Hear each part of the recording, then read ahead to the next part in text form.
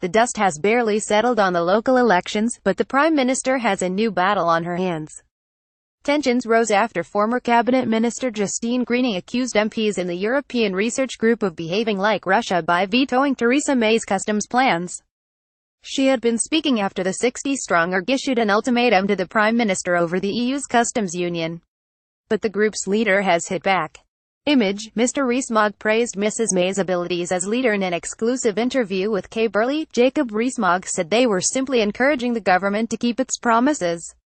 He told Sky News, "I have no authority to veto anything. I'm a backbench Tory MP. The Conservative manifesto said that we would leave the customs union and we would leave the single market. I believe that politicians should implement the promises that they've given in manifestos. So all I've been doing, and other members of the European Research Group have been doing, is encouraging the government to stick to the promises it has made, and the Prime Minister Theresa May has made very clear in her various speeches, whether it's the Lancaster House, Florence or Mansion House speech. So we are very consistent with government policy. We are supporting the government implementing its policy in the face of a lot of opposition from other sources, particularly at the moment the House of Lords." He added that it would be bizarre to think she would retreat from that promise, leaving the customs union, and that he doesn't think she's going to.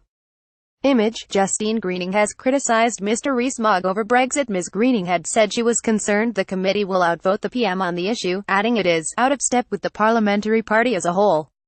She added, "I think it's time for the moderates in the party like myself to work with the Prime Minister on a sensible approach to the customs policy and a broader package, and then make sure this is something we can get through Parliament." Mrs. May has been steadfast in her stance that there will be no customs union post-Brexit, but she is struggling to reconcile the demands of warring Brexiteers and Remainers while avoiding more cabinet resignations.